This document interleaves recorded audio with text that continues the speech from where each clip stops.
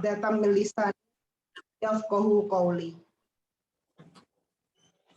Yang terhormat Ustazah Hajah Enok Mutia Abdul Razak LC MPD I.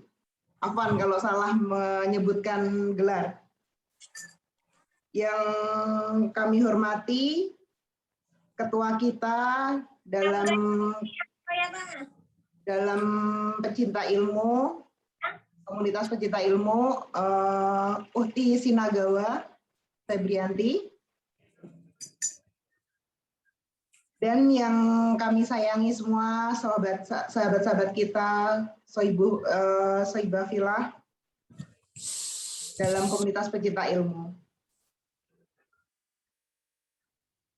Alhamdulillah, puji syukur kita panjatkan kepada Allah Subhanahu wa Ta'ala karena atas limpahan nikmat iman, nikmat Islam, nikmat sehat dan waktu luang, sehingga kita semua dapat berkumpul dalam acara kajian parenting pecinta ilmu pada malam hari ini. Semoga kita semua dapat menimba ilmu dalam kajian ini dan dapat mempraktekannya dalam kehidupan kita sehari-hari. Salawat dan serta salam tak lupa kita sampaikan kepada Nabi Muhammad SAW yang selalu kita nantikan syafaatnya di yaumil hisab nanti. Sebelum kita mulai acara pada malam hari ini, saya sebagai moderator akan membacakan susunan acara pada malam hari ini. Yang pertama yaitu pembukaan. Yang kedua, pembacaan ayat suci Al-Quran beserta sari tilawah yang akan dibacakan oleh Ustazah Gusmira dan sari tilawah oleh Umi Dery. Acara yang ketiga yaitu paparan tentang hipnoparenting oleh Ustazah Hajah Enok Mutia. Kemudian acara yang keempat yaitu tanya jawab. Acara yang kelima yaitu doa dan penutup yang akan menutup acara pada malam hari ini. Marilah kita buka acara pada hari ini dengan bacaan basmalah dan Al-Fatihah bersama-sama. Al-Fatihah.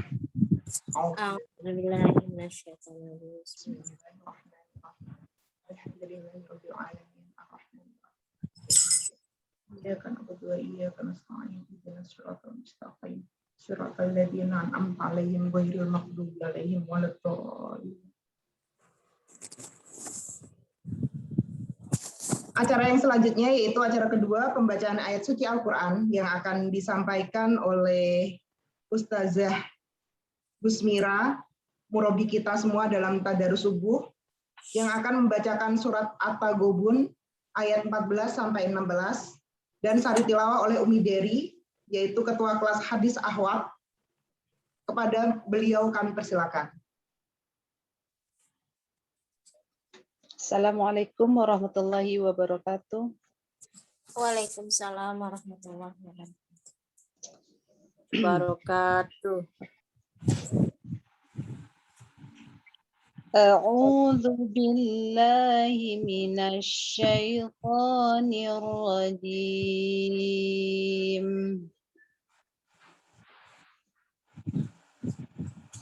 Ya ayyuhalladzina amanu inna min azwajikum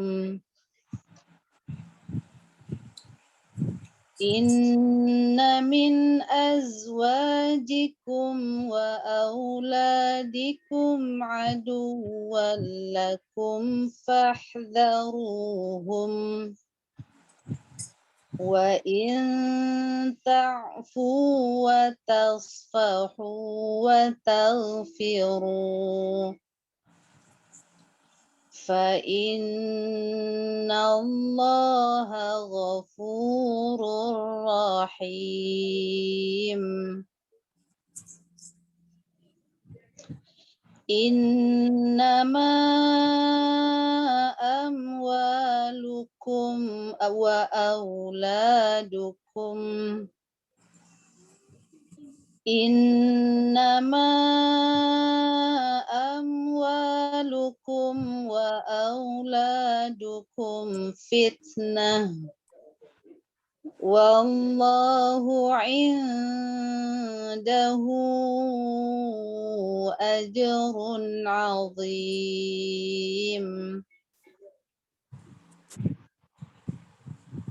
Fattaqullaha mastata'tum wasma'u wa ati'u wa anfiqu khairan li anfusikum wa man yuqa syuhha nafsihi faulaika humul muflihun.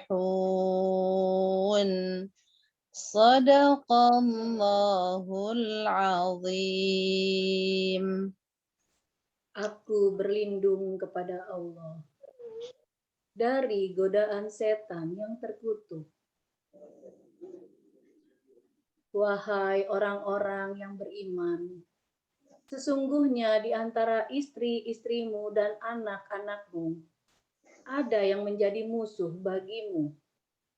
Maka berhati-hatilah kamu terhadap mereka. Dan jika kamu maafkan dan kamu santuni serta ampuni mereka, maka sungguh Allah Maha Pengampun, Maha Penyayang. Sesungguhnya hartamu dan anak-anakmu hanyalah cobaan bagimu, dan di sisi Allah pahala yang besar. Maka bertakwalah kamu kepada Allah menurut kesanggupanmu, dan dengarlah serta taatlah, dan infakkanlah harta yang baik untuk dirimu. Dan barang siapa dijaga dirinya dari kekikiran, mereka itulah orang-orang yang beruntung. Maha benar Allah yang Maha Agung. Wassalamualaikum warahmatullahi wabarakatuh. Waalaikumsalam Waalaikumsalam warahmatullahi wabarakatuh. Masya Allah. Itulah tadi kumandang ayat suci Al-Quran dari Ustazah Gusmira dan sari tilawah dari Uhti Dery. Semoga bagi yang membacakan maupun yang mendengarkan surat sama-sama mendapatkan pahala dari Allah Subhanahu wa taala dan memberikan manfaat serta keberkahan bagi kita semua. Acara yang selanjutnya yaitu pemaparan materi kajian parenting kajian hipnoparenting malam hari ini, yaitu dari Ustazah Hajah Enok Mutia. Kepada beliau kami persilakan. Biodatanya dulu sayang. Oh iya. Sebelum kita menginjak pada materi pada malam hari ini, tak kenal maka tak sayang ya, marilah kita mengenal ustazah kita semua. Saya akan membacakan biodata dari ustazah kita ini. Afwan apabila ada kesalahan dalam pembacaan biodatanya.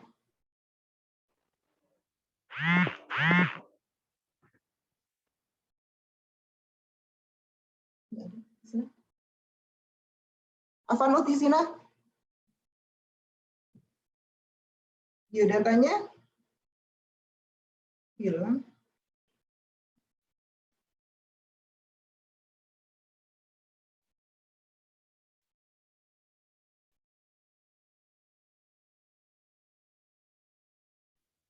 Saya yang bacakan ya kalau begitu. Hai, bismillahirrahmanirrahim. Nama beliau adalah Haji Enok Mutia, LC MPDI. Nama panggilannya Mutia. Tempat tanggal lahir Pandeglang. Oh, orang Pandeglang ya. Tanggal 26 November 1978.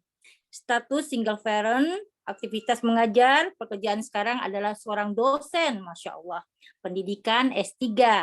Akun sosial media beliau adalah FB Mutiara Abdul Rozak, akun IG Mutiara Pay, web www.mutiaracenter.com, alamat Jalan Pahlawan, BTN Renteng Indah, Blok C nomor 2, Kelurahan Renteng, Kecamatan Praya, Kabupaten Lombok Tengah, NTB. Masya Allah. Moto hidup beliau unik. Yakinlah dengan Allah, maka Allah akan mengatur hidupmu lebih baik. Masya Allah. Sungguh besar. Takjub saya. Untuk mempersingkat waktu, saya silakan Ustazah untuk memberikan materinya. Silakan Ustazah.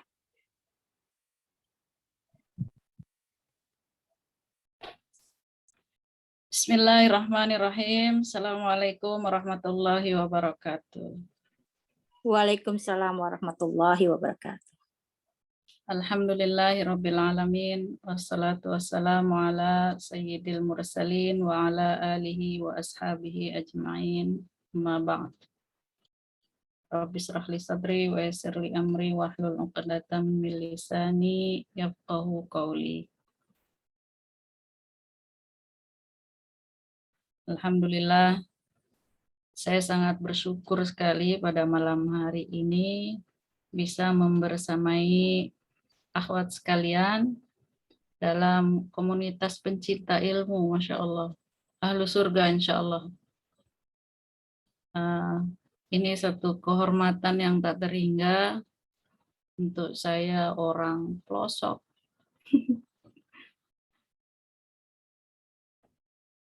Salawat beserta salam mudah-mudahan tercurah selalu kepada junjungan kita Nabi besar Muhammad Sallallahu Alaihi Wasallam, kepada para sahabat Ahlul Bait, dan mudah-mudahan kita umatnya termasuk yang akan mendapat syafaatnya di akhirat kelak. Amin ya Rabbal Alamin. Akhwat sekalian yang Allah cintai, Allah sayangi, mudah-mudahan Allah memberkati antum semua. Ini saya excited banget ya, melihat banyak sekali ibu-ibu muda, ibu-ibu yang betul-betul ini malam. Kalau di Lombok ini sudah jam 8:30. Di Jepang jam 10, Ustazah. 10 malam. Iya, Pagi. jam 21.58, jam 21 malam. 10 malam, Masya Allah. Beda 1 jam dengan Lombok. Jakarta beda 2 jam. Subhanallah. Ini apalagi yang di Jepang yang sudah hampir tengah malam masih melek begini. Luar biasa. Baik. Sebelumnya saya mau tanya, ada nggak yang kenal saya ini? Belum ada, belum. Cuma saya aja kali. Ini Kenalan dulu rata-rata di Jepang atau rata-rata di mana nih? Belum Ustazah, Macam-macam belum ada Ustazah. yang kenal ini. Ini macam-macam Ini rata-rata dari pada kenal di sini Ustazah, belum ada yang Oh gitu, kopdar ini. subhanallah. Semua Belum ada yang kopdar. belum ada yang Belum. kopdar. Luar biasa. Iya, Iya, dipertemukan di pecinta ilmu kami orang ini. Iya. Alhamdulillah. Alhamdulillah. Saya siap dimanfaatkan insyaallah. Masya Allah. Masya Allah. Manfaat. Saya juga Masya dipungut Allah. Ustazah, dipungut sama yang ini yang ownernya pencinta ilmu, saya juga dipungut. Allahu Akbar. Alhamdulillah. Alhamdulillah. Digali ilmunya Ustazah. Jadi katanya ada, kalau bahasanya dipungut itu jadi kayak katanya ada Rasulullah melihat ketika Isra Mi'raj itu ada orang yang diseret ke surga. Beliau bertanya kepada malaikat Jibril, itu kenapa, siapa yang dipaksa masuk surga? Ya memang di dunianya seperti itu, jadi dipaksa untuk berbuat baik, untuk berbuat saleh, sehingga mau. Jadi itulah, terpaksa masuk surga. Alhamdulillah. Dan ya memang kita harus paksa diri. Nanti kalau sudah tua, mau tapi nggak mampu. Nah, sekarang mumpung masih bisa, mumpung masih mampu, paksa diri. Kadang kan kita males ya, tapi kita paksa diri karena nanti kalau sudah tua, mau baca Quran, mata sudah buram begini kayak saya ini, kadang datang malas. Selagi masih mata bisa jelas melihat Al-Quran, baca. Baik, mungkin perkenalan diri dulu. Sebelum jauh, saya memang kelahiran Banten di Pandeglang. Terus keluar dari Banten itu umur 12 tahun. Setelah SD ke Jakarta, terus ke Bandung, dan S1 di Al-Azhar di Mesir. Kemudian pulang, ya waktu di Mesir itulah berjumpa dengan jodoh, ketemu orang Lombok. Akhirnya pulangnya ke Lombok setelah punya anak 2 di Mesir. Jadi saya menepis rumor bahwa kuliah sambil nikah itu nanti nggak selesai. Termasuk dulu orang tua saya baru datang ke Mesir minta nikah. Apa kata dunia katanya. Tapi setahun saya berusaha, akhirnya dinikahkan. Ya udah nikah. Nah, dan ternyata saya setelah menikah malah nilainya lebih baik, lebih bagus, dan dapat anak 2, selesai juga kuliahnya. Nah, banyak yang jangankan di luar negeri, di dalam negeri pun kalau kuliah sambil menikah terganggu katanya. Tapi saya menepis itu, alhamdulillah. Kemudian saya lanjutkan dakwah di Lombok bersama suami, membangun pesantren, membangun sekolah, dan alhamdulillah sudah berapa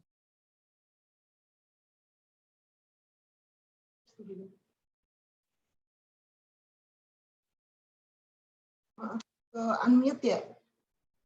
Maaf, ke unmute ya? Itu saja. Ustazah, unmute, ke unmute. Kan mute. Oh. Ustazahnya ke unmute. Sudah? ya.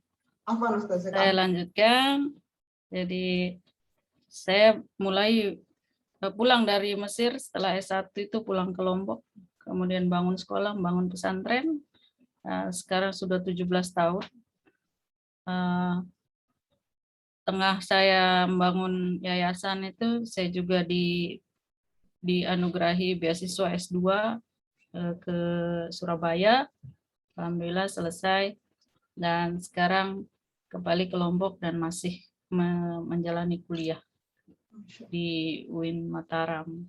Jadi piramida terbalik saya, jadi keluar negeri dulu baru dalam negeri sampai ke pelosok. Orang dari desa dulu baru keluar, ini kebalik. Ya, dan saya hari-hari sebenarnya lebih banyak ngajar ngaji daripada ngajar sebagai dosen. Jadi hari-hari dengan anak-anak kecil, kadang dengan ibu-ibu. Tadi sore dengan ibu-ibu belajar fikih. Kebetulan saya concernnya ke fikih. Fikih ibadat, fikih muamalah. Baik. Dan alhamdulillah ya ngajarnya juga di Politeknik Pariwisata, saya ngajar bahasa Arab. Nah, itu cukuplah perkenalan. Kita masuk ke materi hypnoparenting. Ini bahasa saya aja ngeren-ngerenin. Saya ngeren-ngerenin. Iya, biar kelihatannya apa gitu ya, keren gitu, hypnoparenting. Padahal saya cuma mau bercerita bagaimana pola asuh anak menurut para ulama, kemudian dan itu saya lakukan dan sudah terbukti gitu. Anak saya 3. Yang pertama lahir tahun 2001. Jadi umurnya 20. yang sekarang ini umur 20 yang pertama. Dia sekolah lulus SD di Lombok, kemudian ini karena parenting ya, jadi saya bercerita tentang bagaimana saya mengatur anak sampai dia selesai sekolah dan masih mau lanjut gitu. Yang pertama itu selesai SD di Lombok, saya kirim ke Banten dan dia mondok 6 tahun. Kemudian setelah itu dia ngabdi 1 tahun di pesantrennya dan mempersiapkan diri untuk, jadi anaknya dengerin saya, mempersiapkan diri untuk berangkat ke Mesir. Nah, jadi dia sudah selesai persiapan, sekarang lagi proses pendaftaran dan mungkin akhir tahun atau awal tahun 2022 dia sudah di Mesir untuk melanjutkan pendidikan kami mungkin, dan saya dan bapaknya. Bapaknya sudah almarhum. Jadi saya single parent tadi ya, diperkenalkan. Saya single parent sudah 3 tahun. Bapaknya almarhum. Kemudian yang kedua, anak saya ya katakan tidak sekolah dia. Jadi dia SMP kelas 1 mau masuk sekolah, SMP kelas 2 sudah tidak mau masuk sekolah. Dia ngafal Quran, tapi tetap dapat ijazah SMP karena saya punya sekolah. Sewaktu dia tidak naik di sekolahnya yang lama karena dia tidak pernah mau masuk ke kelas. Jadi saya selesaikan di sekolah saya. Kemudian dia waktu mau masuk SMA dia bilang begini, saya tidak mau sekolah karena di sekolah itu dari jam 7 sampai jam 3 sore fokus belajarnya hanya 1 jam. Itu anak saya lulus SMP ngomongnya begitu. Fokus belajar di kelas hanya 1 jam. Sisanya adalah main, bercanda, dan lain-lain. Jadi dia lebih baik saya di rumah, banyak hal yang bisa saya lakukan. Gitu. Tapi saya bilang kamu harus mondok. Kalau enggak, ya saya kirim ke sekolah itu, ke sekolah umum di Lombok ini. Akhirnya dia pilih ke Kudus, ngafal Quran. Jadi dia ngafal Quran, baru setahun di Kudus COVID. Sekarang ini posisinya sebenarnya kelas 3, jadi dia belum selesai SMA-nya. Nah, sekarang dia ngajar tahsin Quran di komplek kami ini. Lumayan santrinya banyak. Mandiri.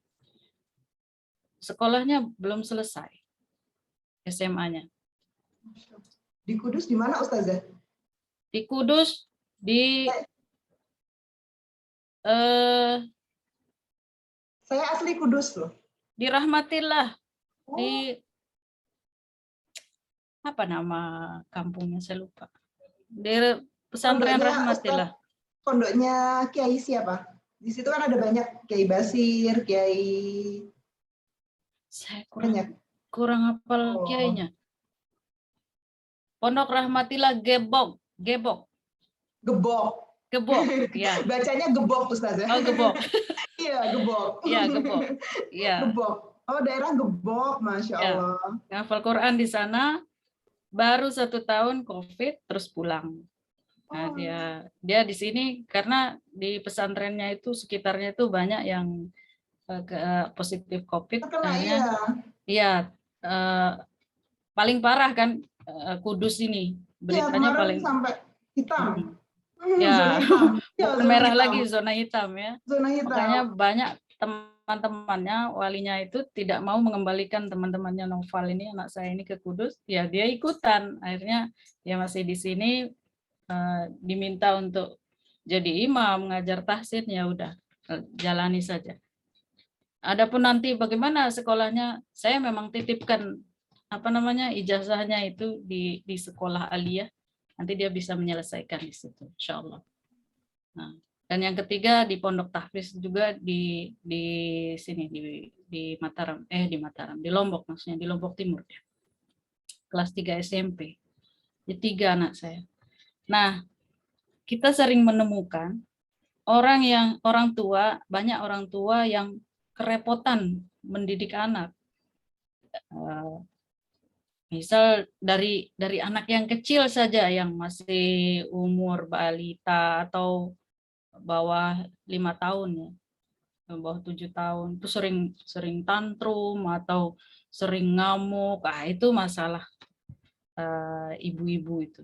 Apalagi yang sudah besar, sulit diatur, diarahkan kepada hal yang positif kok menolak gitu, terus lebih senang dengan temannya. Nah, alhamdulillah saya selama mendidik anak-anak ini tidak pernah menemukan itu, gitu. Tidak pernah menemukan kesulitan, tidak pernah menemukan hal-hal yang menurut orang itu ruwet sekali anak-anak saya ini misalnya. Nah, kenapa? Karena saya pakai yang sering saya dengar di guru-guru saya. Terus saya di Mesir sering ngaji juga bersama masyayikh itu, dan mereka membolehkan kita membawa anak. Dan kita diajari bagaimana cara mengatur anak itu. Dari masih kecil anak saya biasa ikut ngaji. Nah, pola asuh anak dalam ada tarbiyat wa ta'lim itu, pendidikan dan pengajaran anak. Ini juga disampaikan oleh Imam Ali. 0 sampai 7 tahun 0 sampai 7 tahun itu kita harus mendidiknya seperti memegang telur di ujung tanduk. Bagaimana kita menjaga tanpa jangan sampai dia jatuh pecah gitu. Jatuh dan pecah. Menjaga hatinya, menjaga kasih sayang, menjaga kelembutan. Pokoknya jangan sampai tertusuk oleh tanduknya atau jatuh. 0 sampai 7 tahun. Daurut tufulah. Masa anak-anak, masa balita ya. Batita bawah 7 tahun. Menjaga perasaannya jangan sampai dibentak gitu. Jadi penuh kasih sayang umur 0 sampai 7. Nah, dalam ajaran Rasulullah juga bahwa kita boleh memaksa sampai memukul anak wahum sab'ah di atas 7 tahun. Nah, 7 tahun sampai anggap 8 tahun, di atas 7 tahun. 8 tahun sampai 14 ini fase memaksa. Mendidik itu memaksa.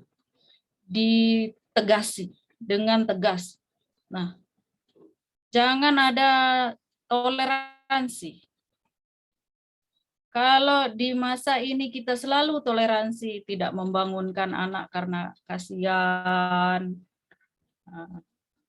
Ini berbahaya di umur 8 sampai 14 tahun.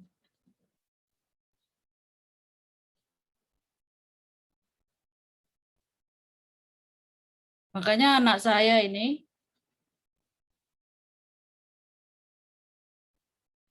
fase jujur-jujuran ya, umur 8 sampai 14.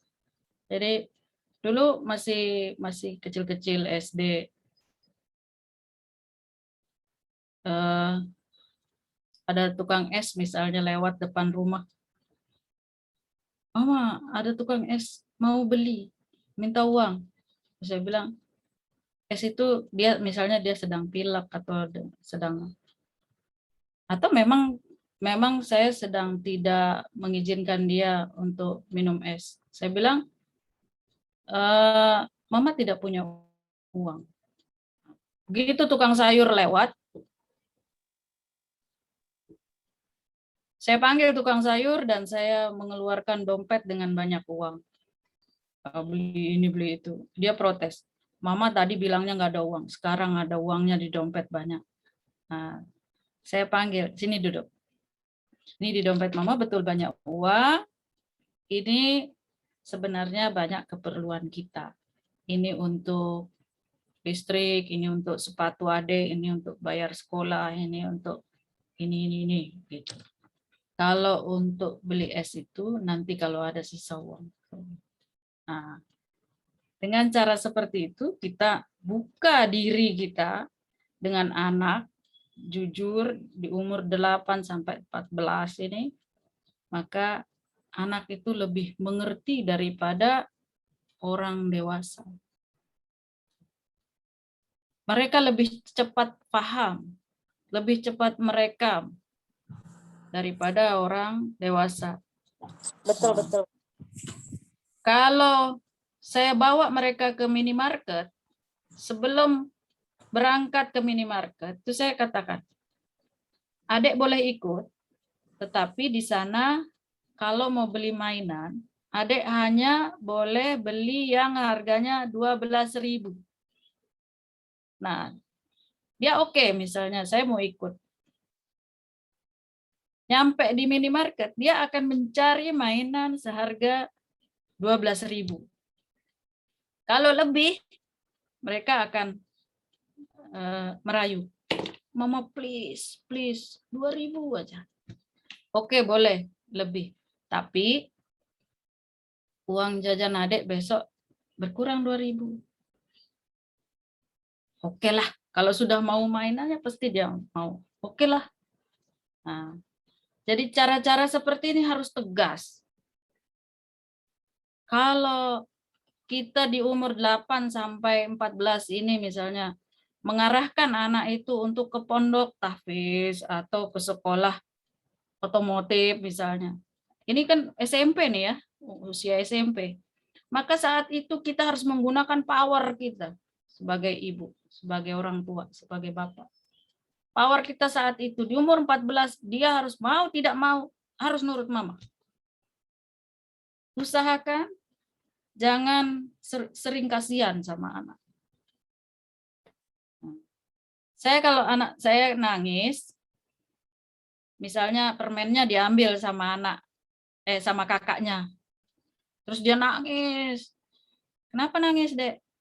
Permen diambil sama abang. Nah, abangnya kemana? Pergi les. Jangan nangis. Tunggu abang datang, nanti minta. Kalau masih, pasti dia kembalikan. Kalau nggak ada, minta ganti. Kalau nggak diganti, ikhlaskan aja. Adik sayang kakak kan? Sayang. Ya udah. Berhenti nangis. Jangan terus dipeluk. Oh, nanti kita beli lagi ya permennya yang banyak, mau ya seberapa. Isi supermarket kita beli buat adik. Oh bahaya. Bahaya dengan cara seperti itu. Nah, jadi ketika abangnya pulang, mana permen saya tadi? Kembalikan. Oh enggak ada. Nah, dia baru ngadu. Mama, abang nggak mau kembalikan itu permen saya. Oh, nanti saya panggil kakaknya. Kakak sikap seperti itu nggak baik. Kembalikan kalau ada. Nah, gitu. Nanti dia minta sama mamanya atau siapa untuk kembalikan sama adik. Jadi sikap tegas. Adik boleh ikut ke masjid, tapi duduk di samping mama. Boleh bawa ke masjid anak-anak itu, bawa ke majelis taklim, boleh. Tapi dari rumah itu sudah kenyang, sudah mandi, sudah pipis, sudah ee. Nah, dan katakan dari rumah, adik boleh ikut mama, ikut ngaji, tapi duduk di samping mama. Kalau dia dibiarkan keliaran, maka dia akan bertemu dengan temannya, membuat keributan. Namanya anak-anak nggak bisa ditahan, gitu. Nah, nanti pada fase ya 14 tahun itu dia dengan banting-banting badan misalnya, nggak mau saya begini begitu, saya nggak mau ikut mama, paksa dia, Bu. Begitu saya meluruskan anak. Di atas itu 14 atau 15 sampai umur 21, jadikan mereka teman. Teman, partner, terus tempat kita curhat, bahkan sampai hal-hal yang detail dari kepribadiannya, kita harus tahu siapa temanmu, siapa teman kamu suka, harus ditanya. Supaya mereka juga terbuka. Nah, adik udah suka ya sama temannya cewek. Saya tanya, anak saya laki 2. Enggak ada ngomong ngapain saya gitu, nggak boleh. Yang benar gitu kan. Itu namanya Sophie, itu siapa yang suka disebut-sebut sama temannya itu ledekin kamu. Saya buka begitu. Anak saya mondok dulu di pesantren laki-laki semua. Saya nggak ada perempuannya. Jauh dia, beda kampung lagi. Khusus di Pondok Putra. Lewat telepon saya tanya, adek hati-hati. Satu pesantren tuh laki semua. Jangan-jangan suka sama laki-laki. Karena ada yang begitu. Kalau tidak terbuka seperti itu, anak itu juga akan memendam rasanya. Jadi dia terbuka. Iya ada mah, sampai dikeluarin tuh teman abang. Dia suka sama sesama jenis. Abang tahu hukumnya suka sesama jenis itu dilarang dalam agama. Tahu hukumnya begini, wah, gitulah caranya. Jadi harus terbuka. Akhirnya mereka bilang, saya nggak suka yang begitu-gitu. Tenang aja mama, saya bisa jaga diri. Nah, kita kan jadi lebih tenang lagi melepas mereka jaga. Bahkan sampai mau beli rumah, mau beli motor, mau beli mobil, umur 15 sampai 21, ajak mereka seperti teman. Adik sukanya motor yang model apa? Ntar abang tanya dulu, ini gini. Nah, dia nyari dengan teman-temannya. Mau rumah kayak gimana nih? Pasang jendelanya di sebelah mana? Taruh lemari di mana? Dengan begitu, ketika dia pergi keluar, dia akan terbuka. Siapa temannya, apa yang dia lakukan. Anak saya lebih nyaman dengan saya. Dek, kita jalan yuk. Jalan. Temannya ngajak, enggak, saya mau jalan sama mama saya. Jadi anggap teman aja. Sekarang ini anak saya dua-duanya sudah bujang-bujang, udah 20 tahun sama 18. Bersama 18. Kalau di rumah, mama itu, abang itu gini-gini, adiknya. Saya bilang, jangan ngadu-ngadu lah kayak adik kakak aja. Kalau di rumah teman. Gitu. Jadi mereka santai, nggak ribut. Karena dengan teman. Umur berapa tadi? 15 sampai 21. Kita perlakukan mereka sebagai teman. Nah, umur 21 nanti lepas.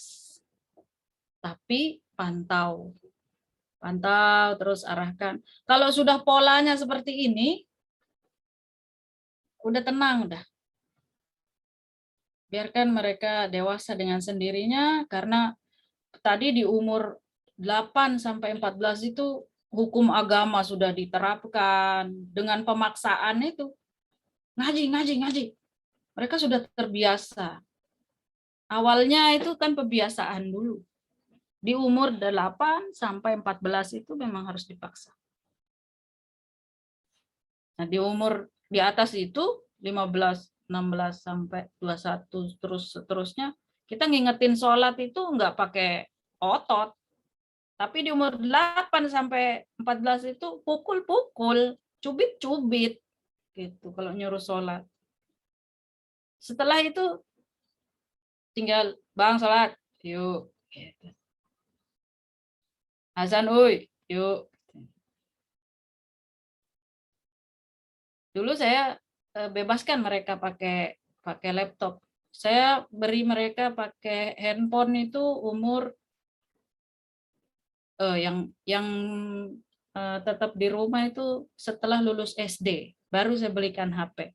Tapi nanti dia masuk pesantren, semua anak saya mondok.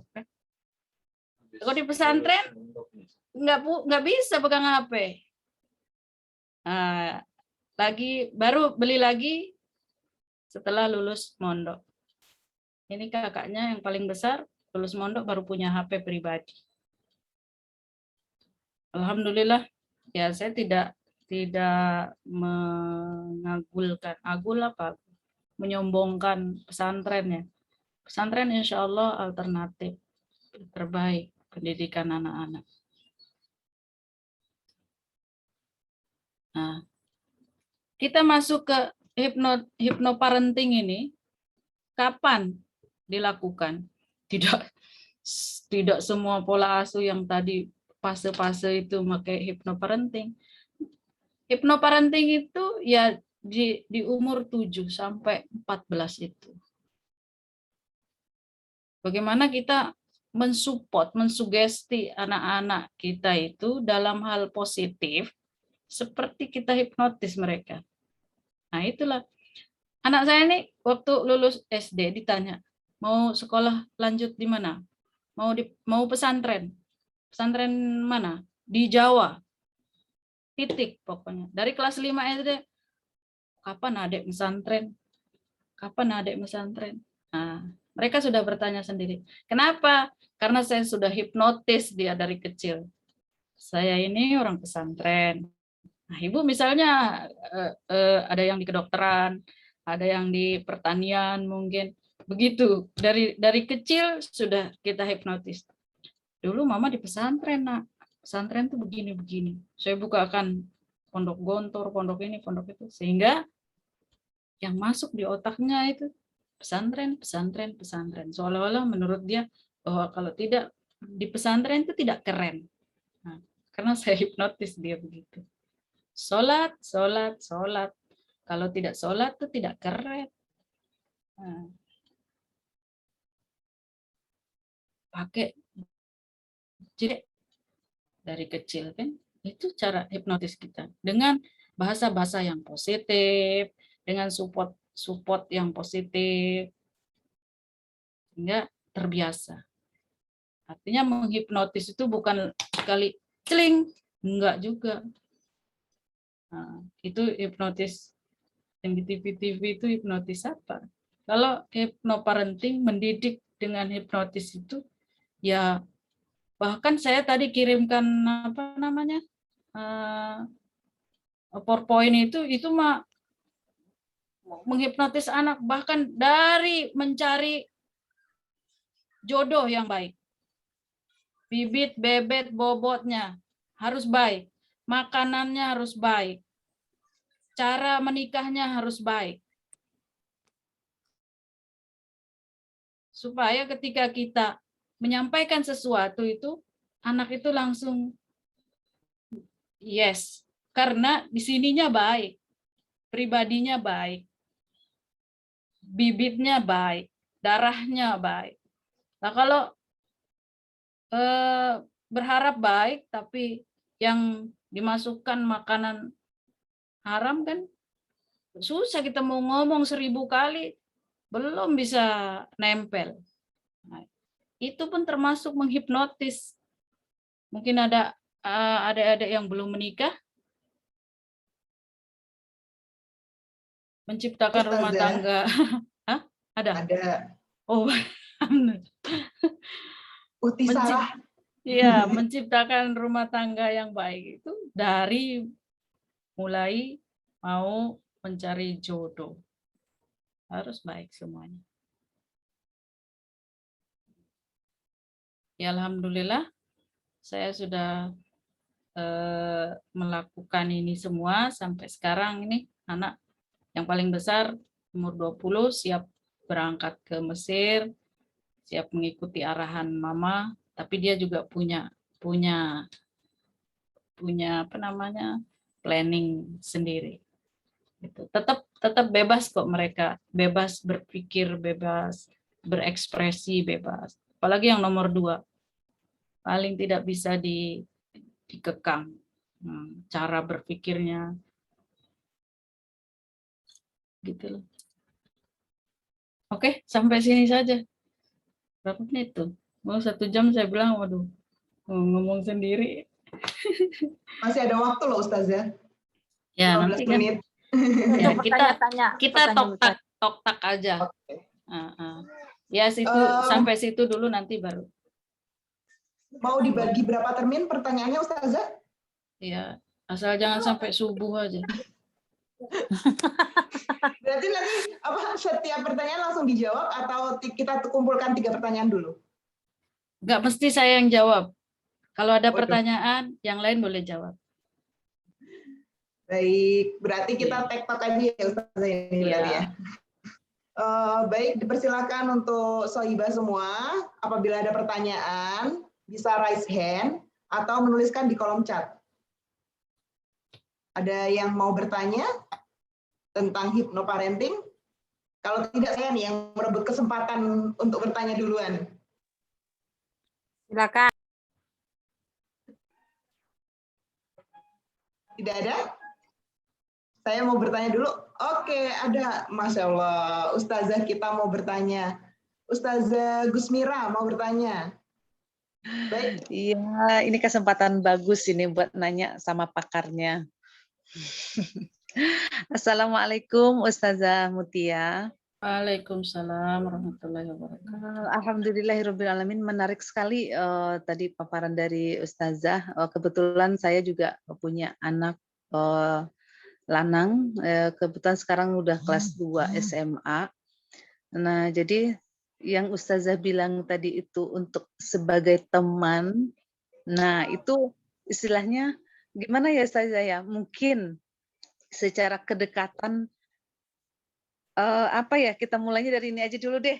Saya juga bingung mau nanya apa sebenarnya sama Ustazah, cuma pengen berbagi pengalaman supaya di istilahnya pengalaman Ustazah bisa masuk sama saya gitu ya.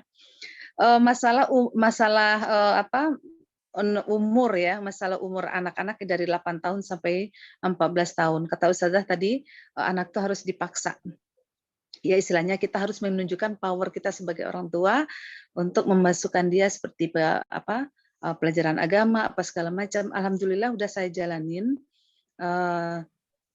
Istilahnya udah dijalanin seperti itu. Istilahnya alhamdulillah saya juga keras sama anak gitu kan ya. Tetapi yang jadi masalahnya itu anak yang pertama itu rada-rada keras gitu Ustazah. Apakah istilahnya saya terlalu keras mendidik dia, apa gimana saya juga nggak ngerti. Jadi dia itu asalnya apa kata orang Minang keras hati ya. Nah gitu. Jadi kadang-kadang kalau seandainya seperti gimana caranya buat melunakkan hatinya lagi, istilahnya kita bisa ngerangkul lagi gitu loh Ustazah. Sekarang kan dia di fase umur 14 sampai hampir 21, sekarang udah 17, itu 16 tahun, maaf, 16 tahun.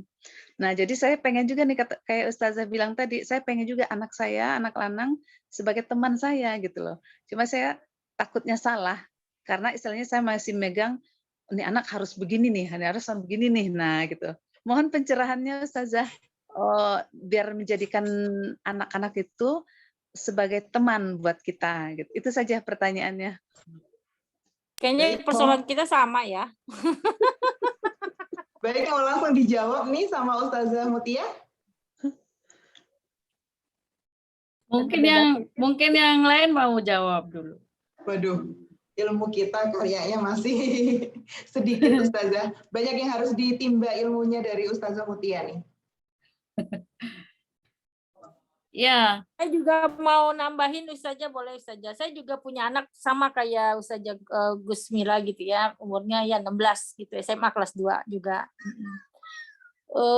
Mungkin karena beliau lebih pintar dari saya, merasa lebih pintar gitu ya. Kalau misalkan ada apa-apa selalu ceritanya ke saya.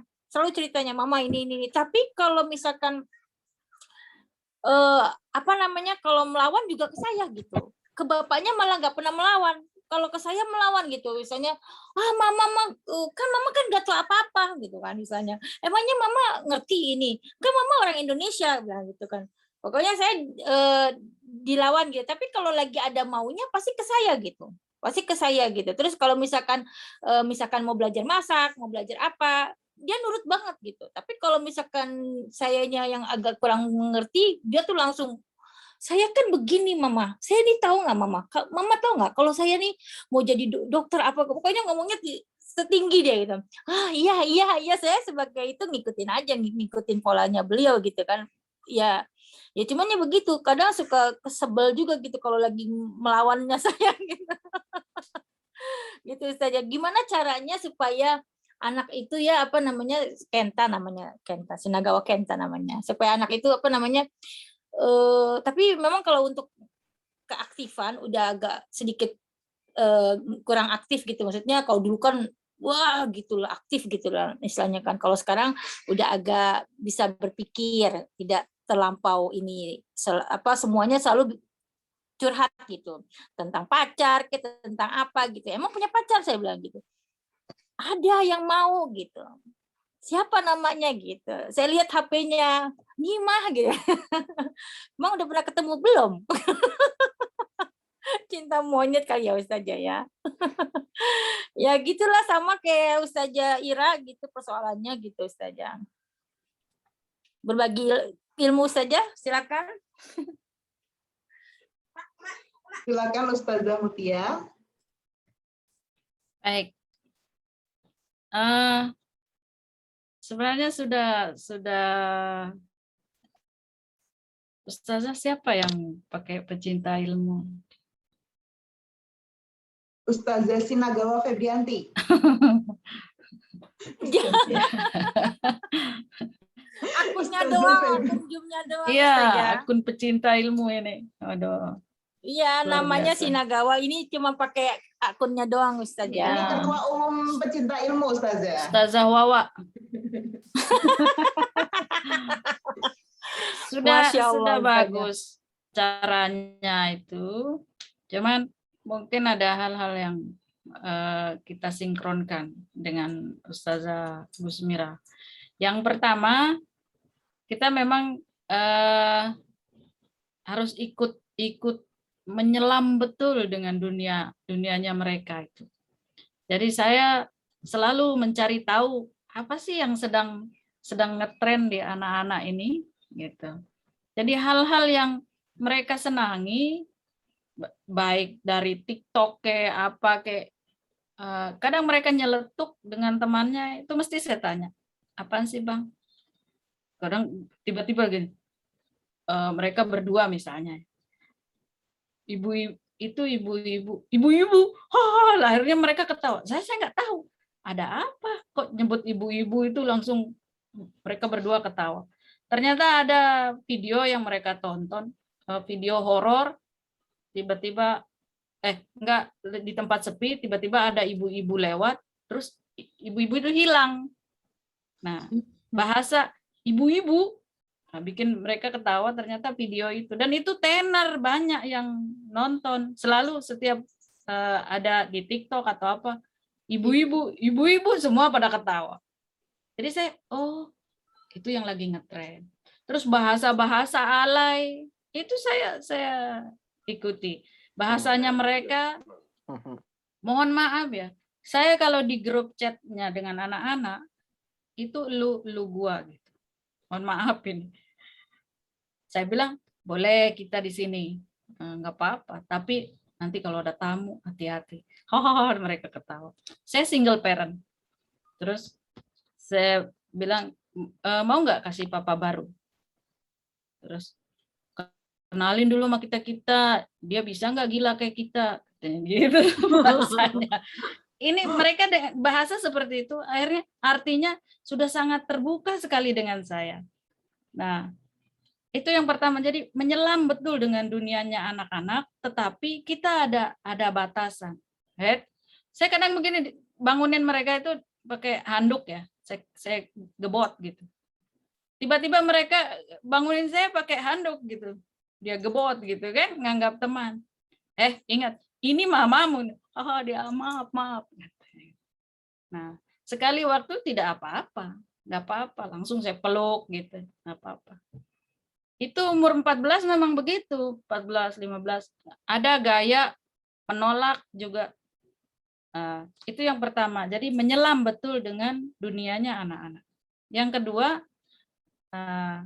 saat itu memang dia sok pinter. Karena kalau ada orang tua yang tertinggal, apalagi gaptek, mereka melebihi kita, ya mereka semakin tidak mau dengar kita. Jadi apa yang mereka kuasai, kita harus kuasai. Waduh, rumit juga ya. Paling tidak tahu lah. Saya dulu anak-anak itu main COC ya Bang ya? Main COC game. Saya tahu namanya game COC, padahal saya COC saya nggak tahu cara mainnya. Terus Kingdom apa? Kingdom Rush. Yang penting saya tahu. Terus Mobile Legend.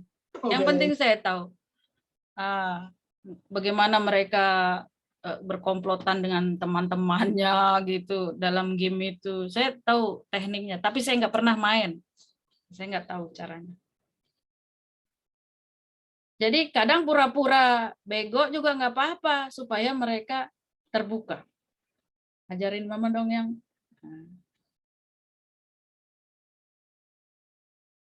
Dan mungkin kalau sudah di atas 14, tidak lagi dengan kekerasan. Tidak lagi dengan kekerasan. Terus dengan bahasa landai saja. Mereka sudah akil balik. Dan sampaikan ketika mereka, kan di umur 8-14 ini masa akil balik. Sampaikan di situ kewajiban hukum-hukum setelah akil balik. Sekarang ibadahmu, sholatmu itu untukmu sendiri. Sudah tidak ditanggung lagi oleh orang tua. Ibadat baikmu, ibadat burukmu itu sudah tanggunganmu. Sampaikan itu.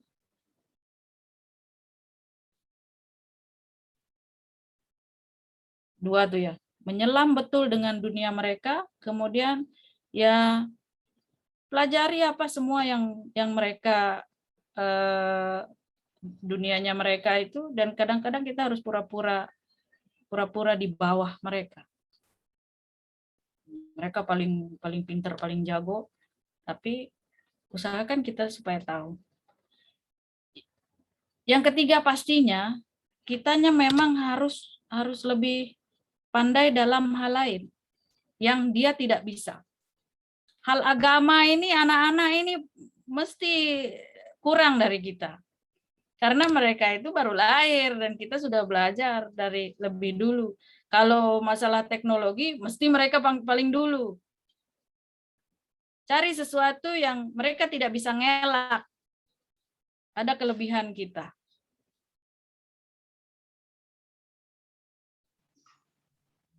Itu yang selalu saya tanamkan di anak-anak.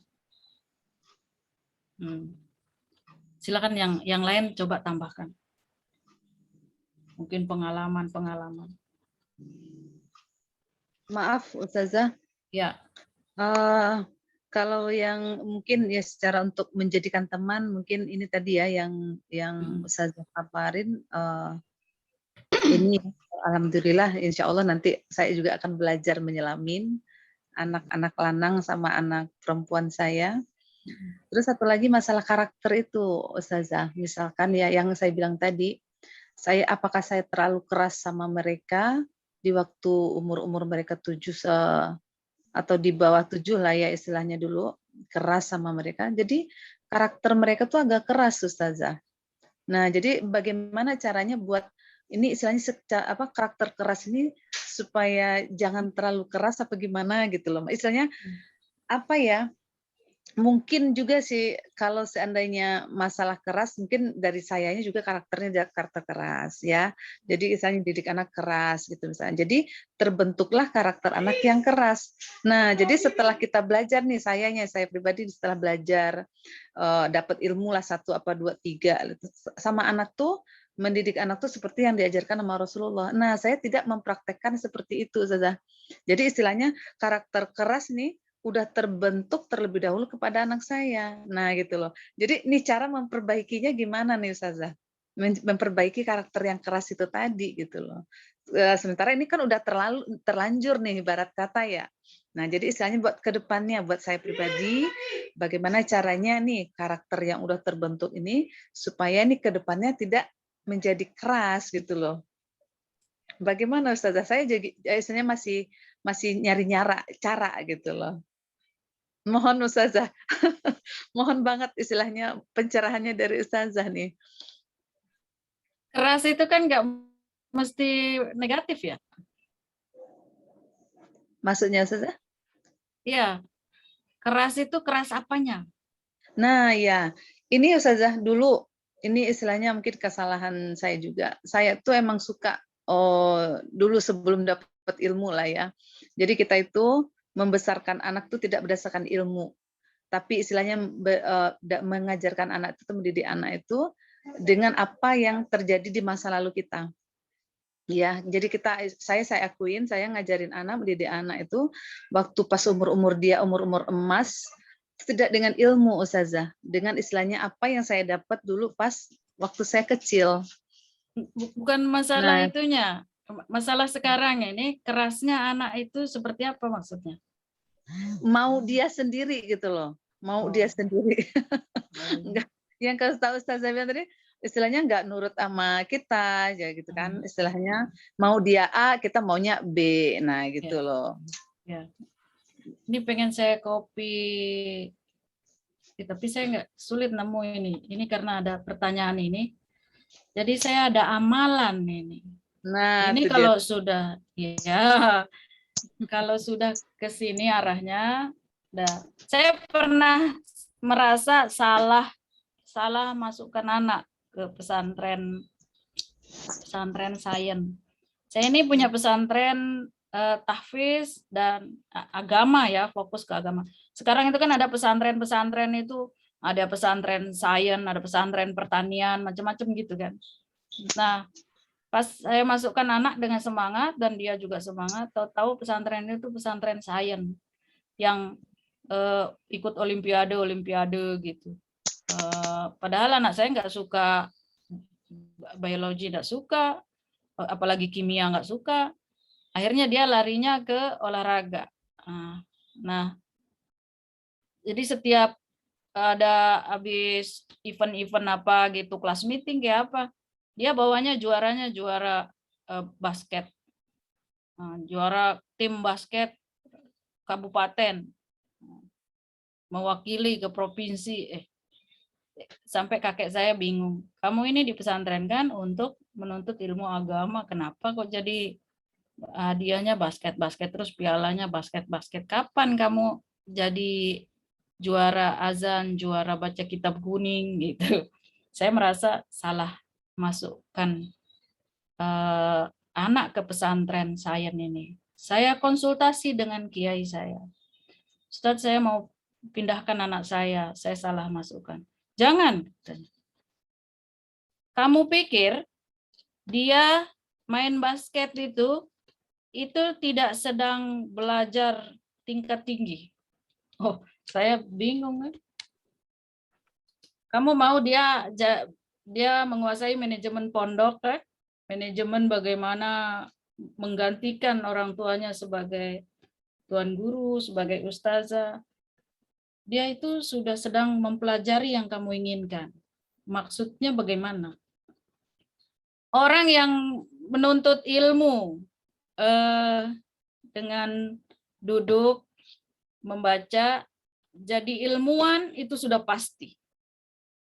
Penelitian menjadi ilmuwan itu sudah pasti. Tetapi orang yang berlari, mendribling bola, mengoper bola dengan basket itu, dia sedang belajar sambil berlari. Ini coba anak-anak kita lihat lagi ke anak-anak kita ini. Jadi kita sendiri kadang salah menilai ya.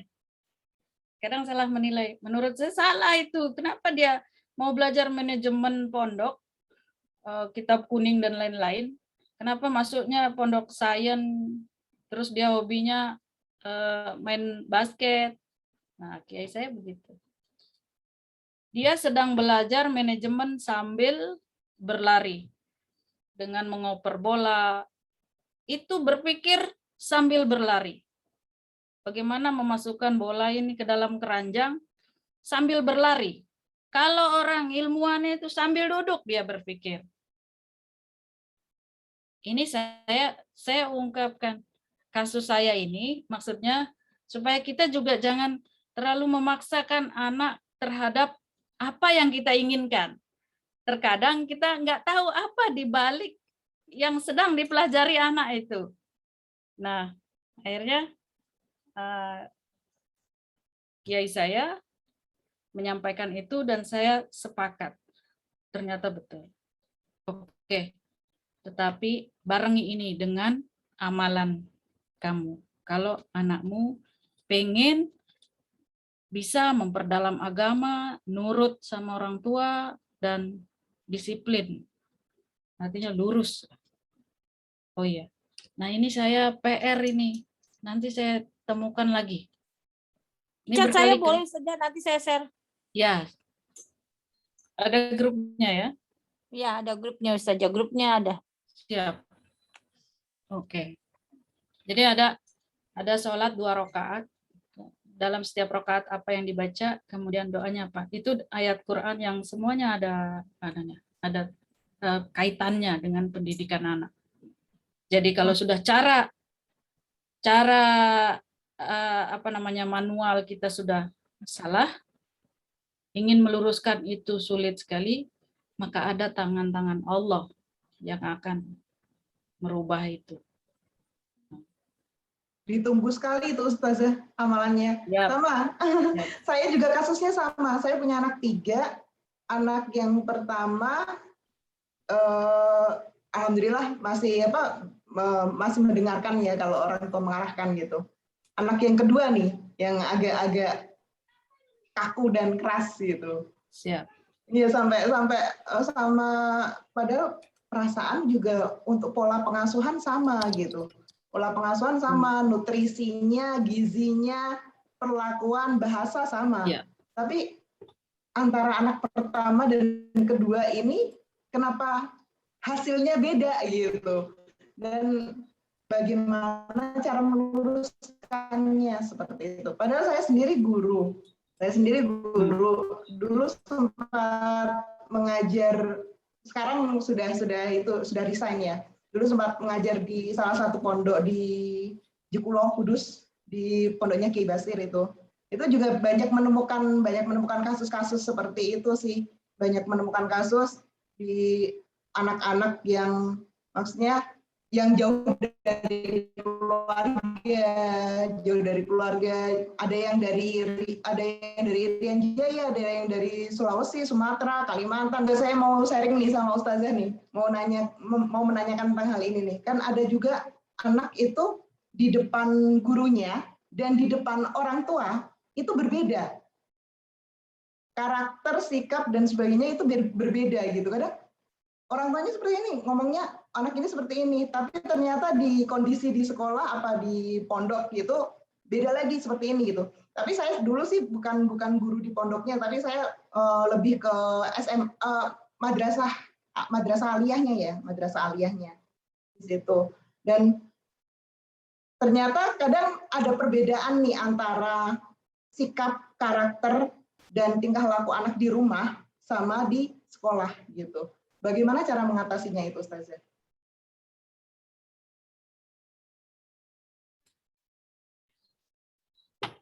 Saya selalu meyakini bahwa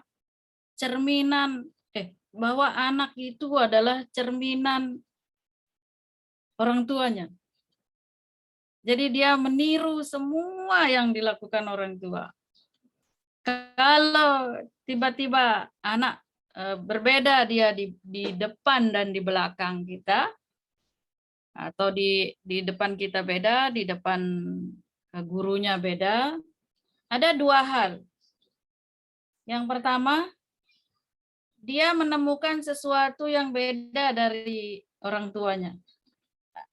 Artinya gurunya lebih tegas, gurunya lebih well, sehingga dia lebih nyaman dengan gurunya. Bukan hanya dengan guru, dengan teman gitu. Lebih nyaman dengan gurunya atau lebih nyaman dengan temannya. Sementara ketika bersama kita, ada yang dia tutup-tutupi. Jadi dia menemukan sesuatu yang beda antara orang tua dengan gurunya. Nah, ini perlu dikoreksi kitanya, apa yang membuat anak saya tidak terbuka dengan saya, dia lebih terbuka dengan gurunya. Saya nggak pernah menemukan anak yang gitu. Dia kadang gurunya ngasih tahu, oh iya saya tahu. Lebih terbuka lagi dengan anak. Kemudian yang kedua, anak meniru. Mungkin kita pernah melakukan itu di depan anak, sehingga dia juga berusaha untuk bermuka dua. Nah, ini yang bahaya. Dia mulai belajar menipu dirinya. Ya mudah-mudahan bukan yang itu yang dia temukan, tetapi ada satu kenyamanan yang membuat dia lebih nyaman dengan gurunya daripada dengan kita. Itu.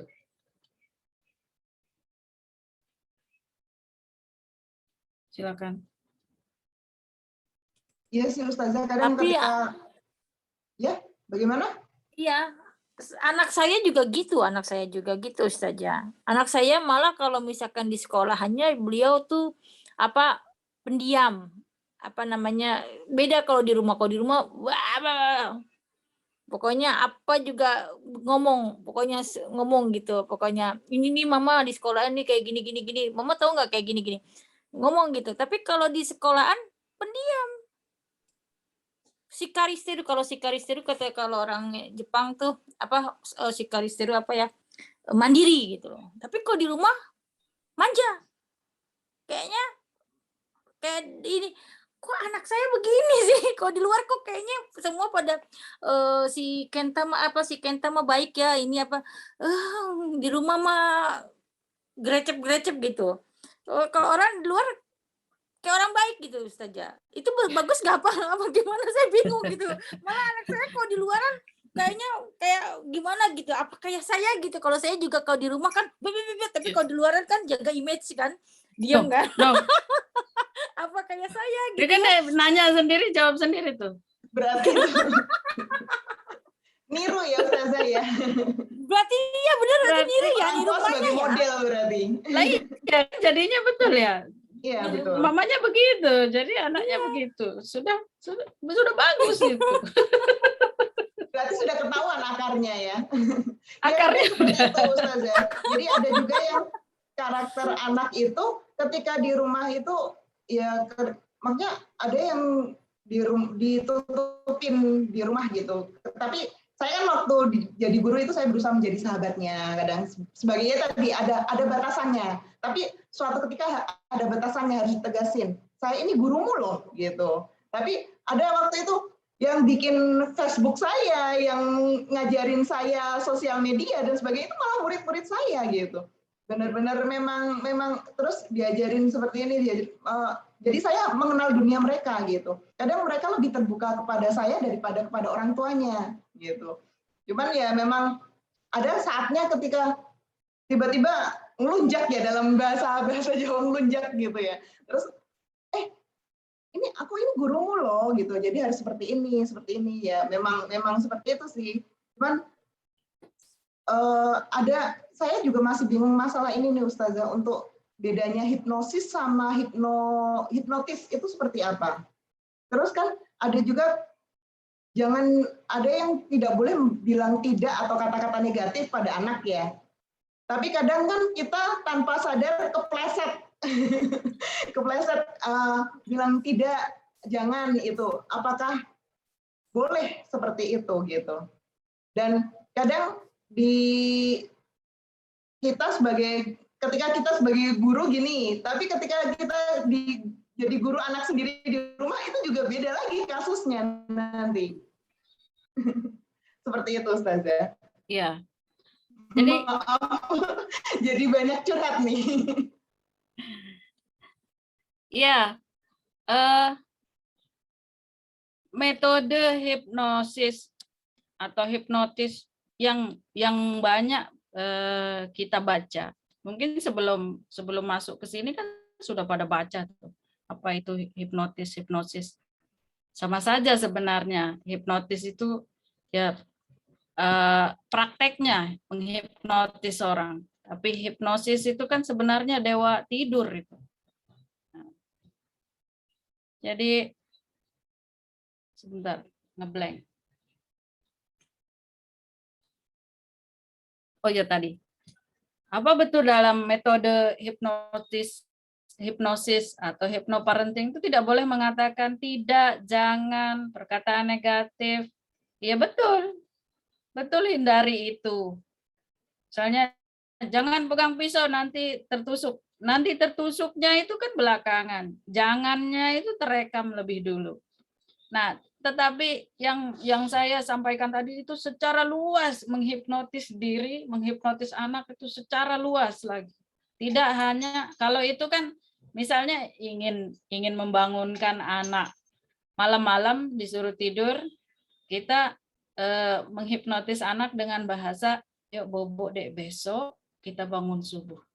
Besok kita bangun subuh, kita sholat berjamaah. Ya, ayo dah cepet bobo kita bangun subuh, besok kita sholat berjamaah. Kan modelnya begitu kalau secara praktek prakteknya lah begitu. Tetapi yang tadi saya sampaikan itu praktek secara luas. Bagaimana anak dari 0 sampai umur 21 itu modelnya seperti itu. Ya betul, tidak boleh mengatakan jangan, tidak boleh berbohong dengan anak, atau beri pengertian yang detail dan tegas. Jangan menyek-menyek. Ada akun TikTok Sabira Lula, apa itu? Saya sering ikut tapi saya kurang hafal namanya. Itu dia umur 4 tahun kalau nggak salah. Ngomongnya aja belum jelas, tapi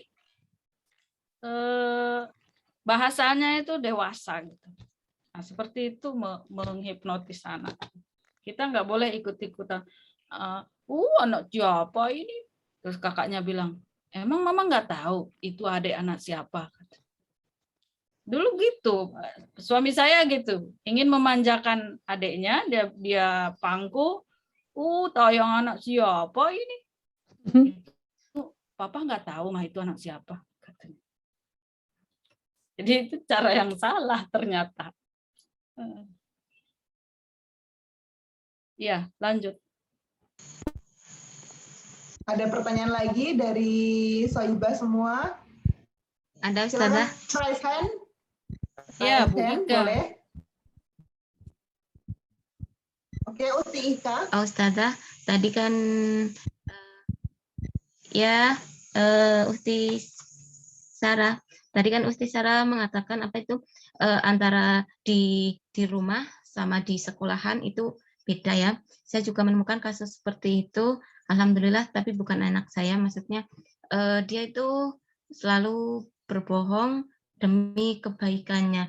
Jadi dia selalu menutupi kesalahan-kesalahannya dan akhirnya dia harus berbohong juga gitu. Ketika misalnya nilainya jelek ataupun dia berbuat salah, tapi ngomong sama orang tuanya itu baik-baik aja gitu loh. Nah, itu berdampak terhadap dirinya, bukan hanya sama orang tua, akhirnya merembet ke teman-teman, bahkan saya juga pernah kayak gitu loh Ustazah. Rasanya kecewa gitu loh Ustazah. Nah, dia umurnya sekarang 9 tahun. Nah, berarti itu kan tadi berarti sedang dalam fase pemaksaan ya Ustazah ya tadi ya, 9 tahun itu. Nah, bisakah Ustazah caranya untuk saya atau siapalah sebagai perantara dia supaya tidak selalu berbohong demi kebaikannya gitu. Kemudian dia juga selalu apa ya namanya menyalahkan orang lain gitu lah Ustazah. Takutnya nanti kalau sudah dewasa itu terus merembet, terus menjadi pola pikirnya dia dan menjadi sekali gitu loh Ustazah. Minta tolong sarannya kepada Ustazah apa yang harus dilakukan agar bocah tersebut, anak tersebut itu tidak seperti itu, selalu berbohong demi kebaikannya gitu Ustazah. Terima kasih. Itu anaknya siapa ya? Saya kurang fokus. Anaknya teman saya Ustazah. Ya. Maksudnya kalau orang dengan saya gitu karena saya sering ke rumahnya gitu. Iya. Dia alhamdulillah kalau dengan saya fair, bisa apa ya, bisa terbuka. Tapi ternyata kadangkala dia juga apa ya namanya kayak menyalahkan ketika orang tuanya bilang kok gini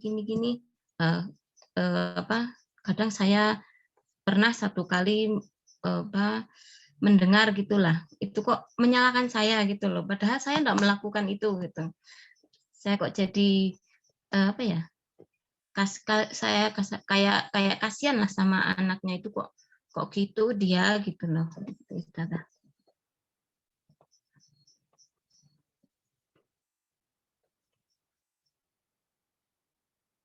Baik Ustazah, bagaimana? Ada yang masih kurang dipahami dari pemaparannya Uti Ika? Iya. Atau ada yang masih lost di sini, Miss? Ya, artinya ketika anak orang lain yang berperilaku menyimpang ya. Iya. Apa kita bisa menjadi perantara untuk gitu loh Ustazah. Artinya berarti kan masih keluarga dekat itu. Ya. Ada rasa ya bagi keluarga gitu Ustazah. Niatnya sangat baik ya. Memang pendidikan anak itu bukan hanya tanggung jawab orang tua, tetapi juga lingkungan itu mempengaruhi. Andai kita mendidik anak kita baik, tetapi dia berteman dengan orang yang tidak dididik baik oleh orang tuanya, pasti anak kita akan ikut meniru dan lain-lain. Kecuali kita yang lebih banyak dengan dia bisa masuk betul ke dalam otak anak ini. Nah, kalau posisinya seperti ini, kita bukan orang tuanya. Waktu kita bertemu dengan dia sangat minim. Sebisa mungkin kita lakukan, tetapi nanti hasilnya kan tidak maksimal juga. Tetapi mau tidak mau kita harus berusaha untuk itu.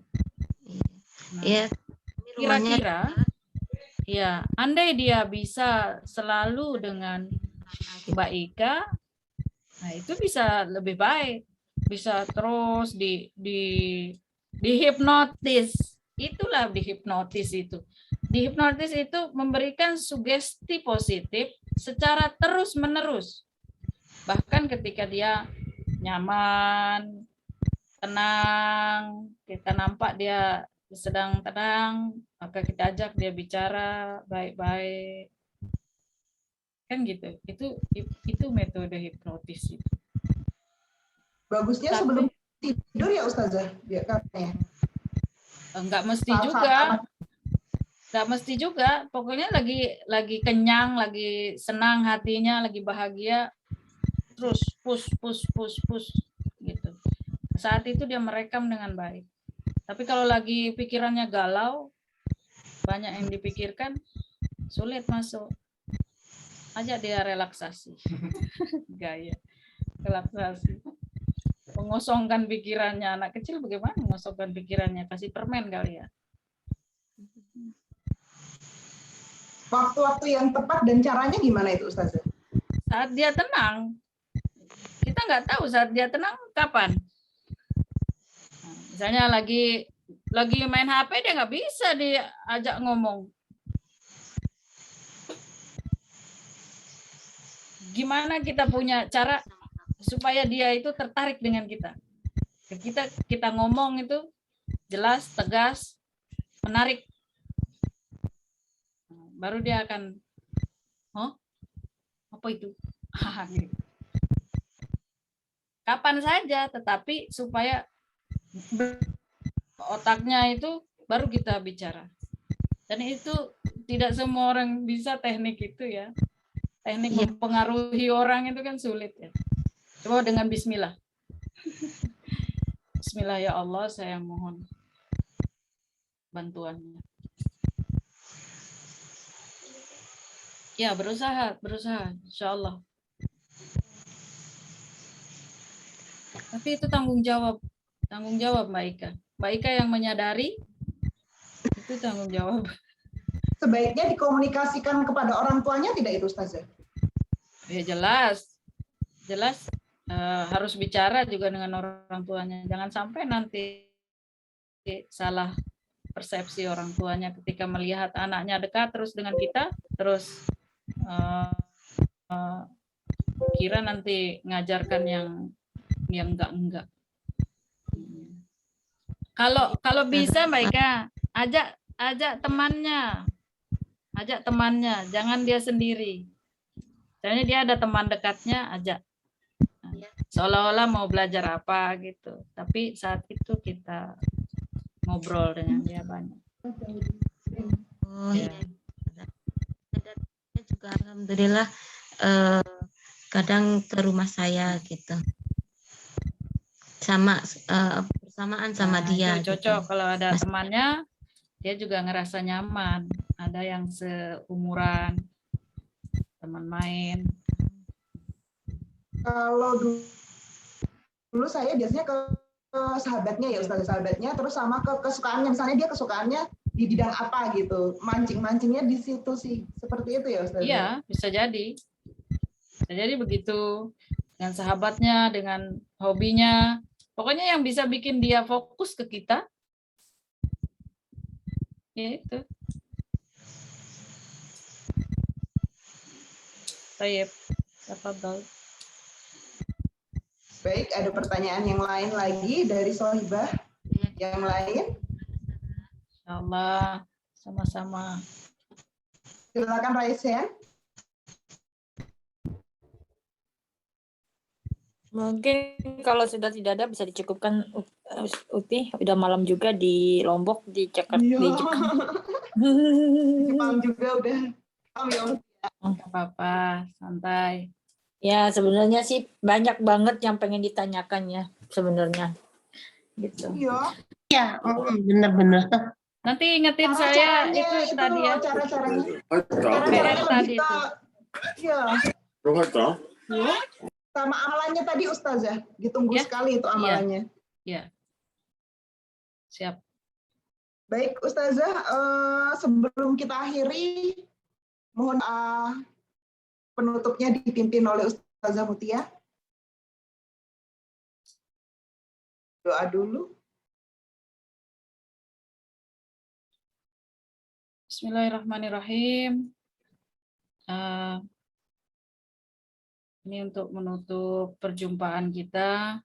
Saya terakhir kali mohon maaf atas segala penyampaian yang mungkin banyak kurangnya ini. Yang benar datangnya dari Allah, yang salah mohon dimaafkan, dan saya menunggu dikoreksi. Silakan masukan, silakan nanti tanya nomor saya di Ustazah Wawa. Dan saya berharap ini tidak yang pertama dan terakhir. Nah, saya siap selalu berbagi untuk ibu-ibu, mbak-mbak kawan-kawan akhwat sekalian semuanya untuk kemaslahatan kita bersama. Dan saya akhiri,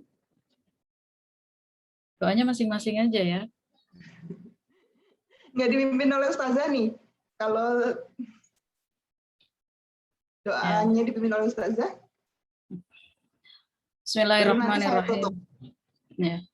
Bismillahirrahmanirrahim. Alhamdulillahirabbil alamin wassalatu wassalamu ala sayyidil mursalin wa ala alihi wa ashabihi ajmain. Allahumma sahil umurana wa umura walidina wa umura jami'il muslimin wal muslimat al ahya'u minhum wal amwat. Allahumma ighfir lana dzunubana wa liwalidina warhamhum kama rabbawna shighara. Allahumma arinal haqqa haqqa warzuqna ittiba'ah wa arinal batila batila warzuqna jatinabah. Rabbi zidna ilman. Rabbana zidna ilman nafi'an wa rizqan wasi'an halalan thayyiban. Amin ya rabbal alamin. Al-Fatihah.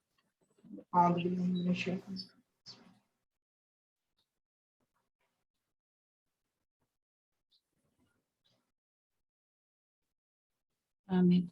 Terima kasih. Assalamualaikum warahmatullahi wabarakatuh. Waalaikumsalam warahmatullahi wabarakatuh. Waalaikumsalam warahmatullahi wabarakatuh. Alhamdulillahirrabbilalamin. Acara demi acara pada malam hari ini sudah kita lalui bersama. Tibalah kita pada penghujung acara pada hari ini. Semoga ilmu yang kita dapat pada malam hari ini dapat bermanfaat dan dapat mempertebal keimanan kita kepada Allah. Amin, amin. Dan bermanfaat bagi kehidupan kita sehari-hari nanti. Amin. Dalam keluarga terutama. Sebelum kita akhiri acara pada malam hari ini, marilah kita baca hamdalah bersama-sama. Alhamdulillahirrahmanirrahim. Doa kafaratul Majelis. istighfar 3 kali. Astagfirullahaladzim. Astagfirullahaladzim. Doa Astagfirullahaladzim. kafaratul majlis. Subhanallah wa bihamdika asyhadu an la ilaha illa anta astaghfiruka wa atubu ilaik. Sebelum kita akhiri, ada satu kata dari tokoh kita Indonesia, yaitu R.A. Kartini, yang ingin saya kutip. Ingin benar saya menggunakan gelar tertinggi, yaitu hamba Allah. Walaupun mungkin diri ini hanyalah hamba Allah yang tidak sempurna. Tak luput dari salah laku dan kata. Oleh karena itu, apabila saya sebagai moderator terdapat kesalahan dan kehilafan dalam memandu acara pada malam hari ini, saya mohon maaf yang sebesar-besarnya, karena bagaimanapun juga tiada gading yang tak retak, tiada manusia yang tak luput dari kesalahan. Wassalamualaikum warahmatullahi wabarakatuh. Waalaikumsalam warahmatullahi wabarakatuh. Jazakumullah khairan katsiran. Nama saya berubah ya Ustazah ya. Jadi Wawa ya Ustazah ya. Namanya banyak banget. Dengerin ya, nama saya udah berganti jadi Wawa. Baik Ustazah Wawa, ditunggu ya nanti ilmunya. Nanti ditunggu ilmunya dari Ustazah namanya loh. Insyaallah, khair, insyaallah. Jazakumullah khairan katsiran Ustazah. Selamat malam Ustazah. Sama. Ya, bisa berbagi semuanya, dengan kami. Amin, amin. Busmira. Sampai jumpa di lain waktu, di lain kesempatan. Jazakumullah khairan katsiran. Izin lab. Hai Ustazah. Sehat Ustazah. Mohon pamit. Mohon pamit. Sampai jumpa lagi Ustazah. Ditunggu.